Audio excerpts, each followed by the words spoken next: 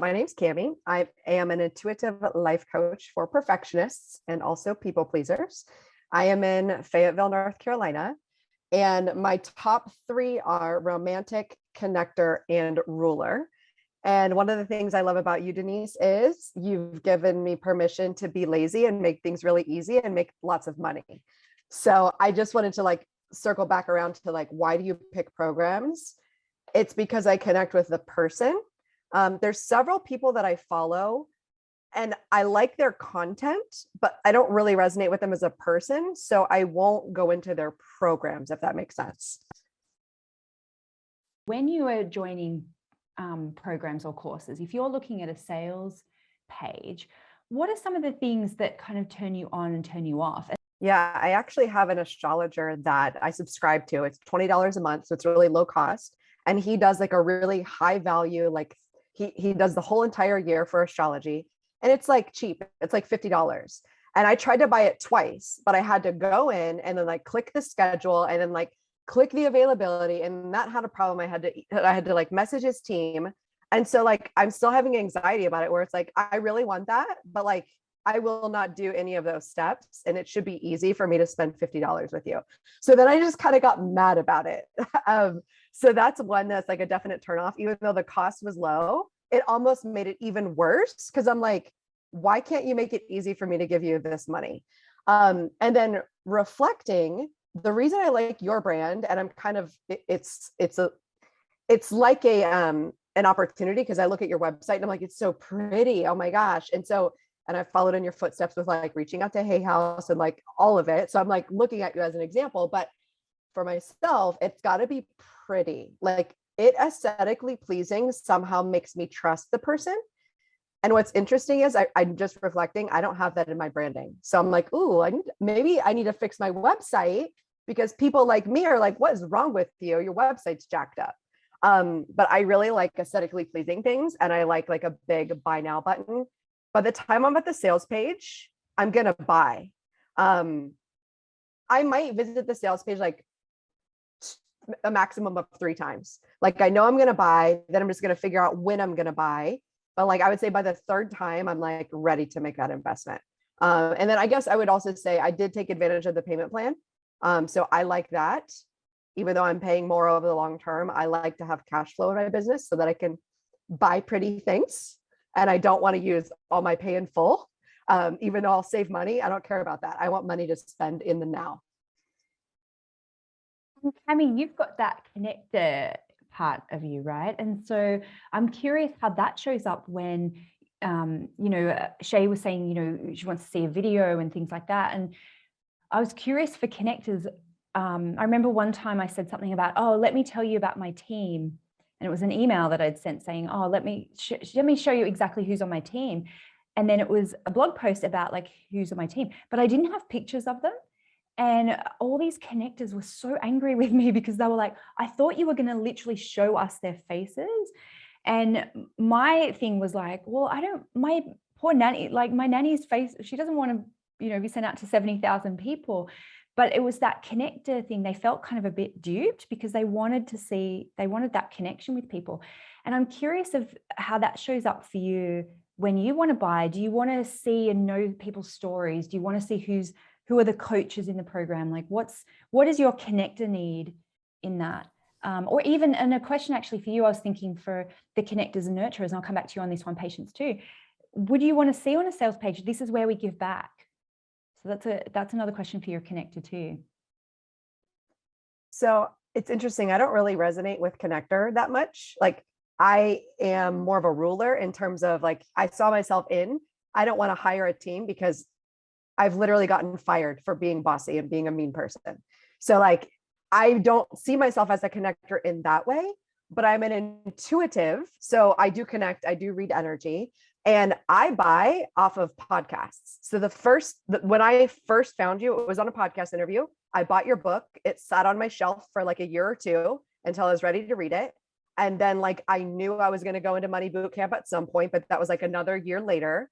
But there's so many times where I've watched a YouTube video. I just hired a financial coach. I Googled something on YouTube. I saw her video. I booked a consult and she's now my financial coach. So I guess it's because I can read the energy, and I'm just like, oh yeah, I like you. I want to work with you. You're my person. Let's do this. I don't need anything else. So I think it's the video and the voice. And then I wanted to circle back to one thing. I forget who said this about accountability. I just wanted to point this out about a program. I don't care about accountability. I care about doing the least amount of work and getting the result the quickest possible. So this is my second year in the program, and I have never printed out a worksheet. And I'm like kind of proud about that. Like, I'm like, I don't do worksheets and I don't want to. I would rather get the result the way that I get the result. And one day, if I decide to print out a worksheet, that's fine.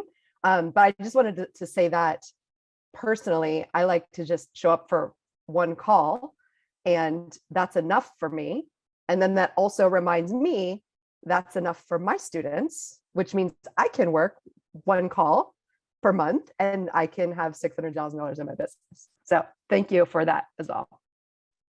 So I would love to hear though, let's talk about the sabotaging part of that. Okay. If that's all right. Where is that romantic part of your business? I know it's not top for everybody, but where is that sabotaging your business of like, I don't feel like it, or the impulsivity part of it? And even like, what have you done to overcome those things? I mean, for me, batching is how I overcome that romantic part of me, that because I'm in a space at the moment where I cannot be fucked doing anything. I'm like, I cannot be bothered posting on social media, but I'm like, oh, but Denise from 3 weeks ago felt like it. Yay. And so if I felt, it's almost like, you know, when you're in that space and then you go, oh, maybe I should just get rid of my business then, for that one moment that you just don't feel like it. It's so weird about that, how that energy flows. So yeah, let's do Cami again, and then we'll do patience. And how is that sabotaging? I was just going to say, I sabotage with onboarding a VA. I've had several VAs. I'm not organized enough to like delegate. And I have one really good VA who allows me to be a hot mess and just like send a voice memo in the moment and be like, hey, could you do this today?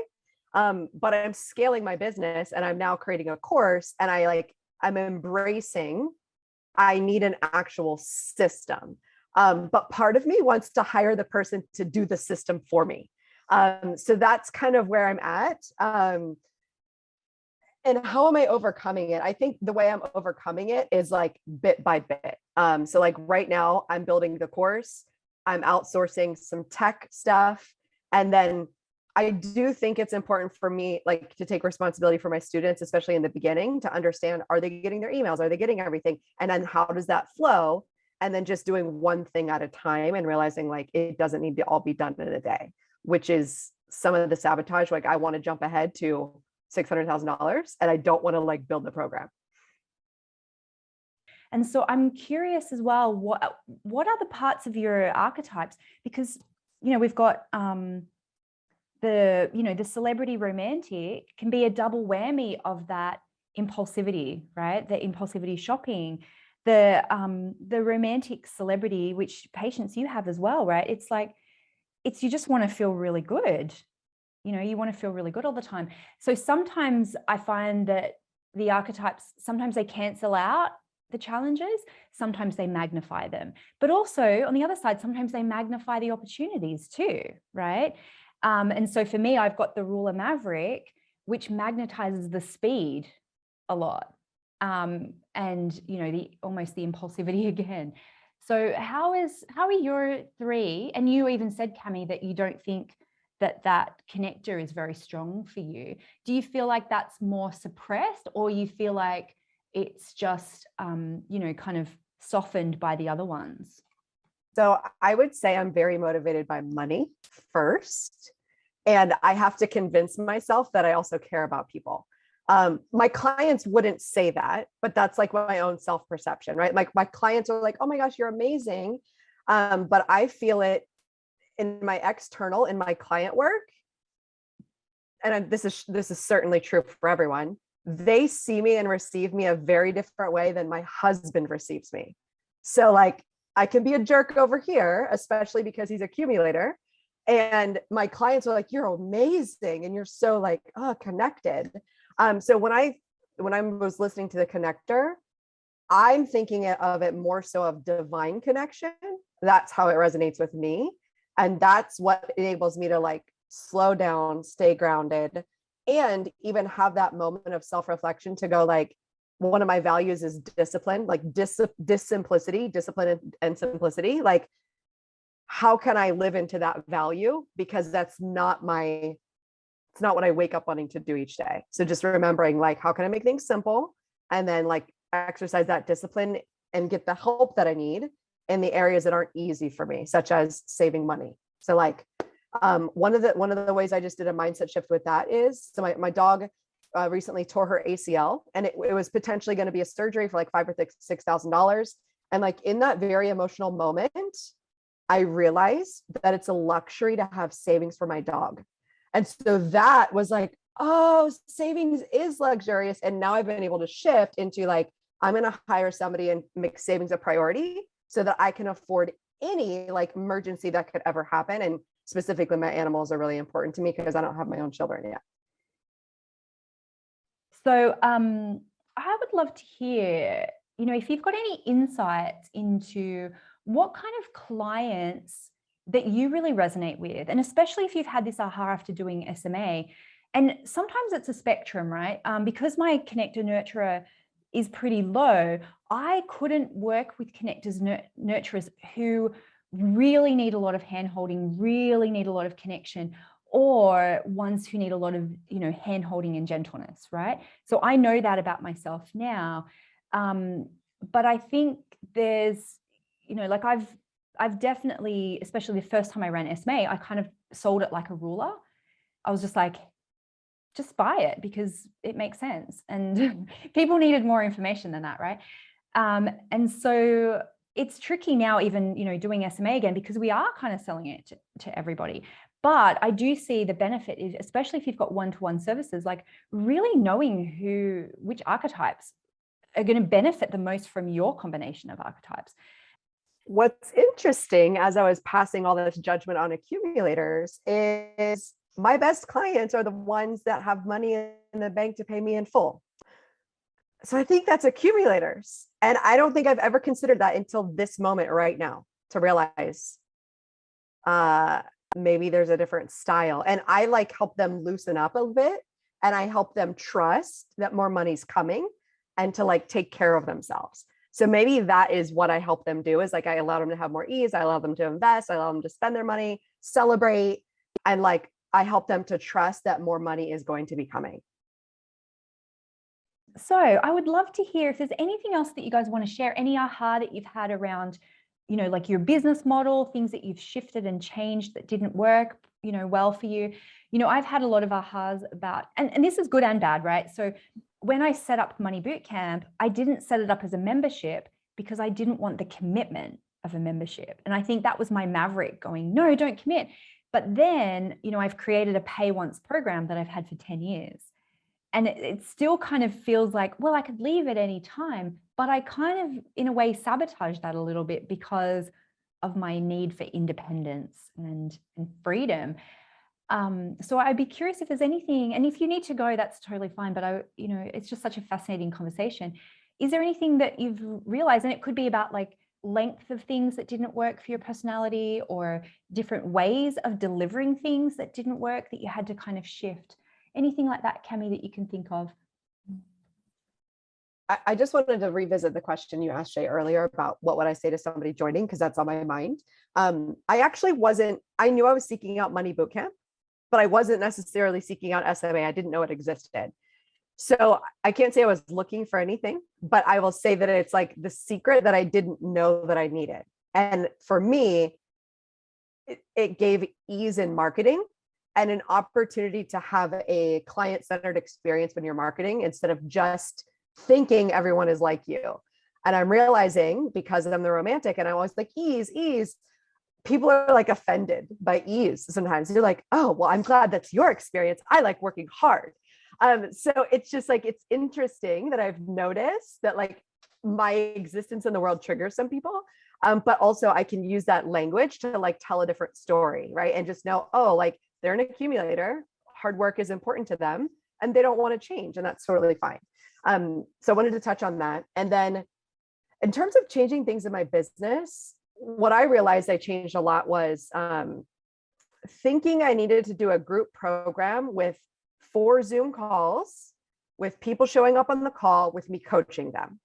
And what I changed to was permission to do a course similar to yours with a different price point, but offering 1 call a month and realizing that that's okay. And realizing like that's actually in the highest service to my clients.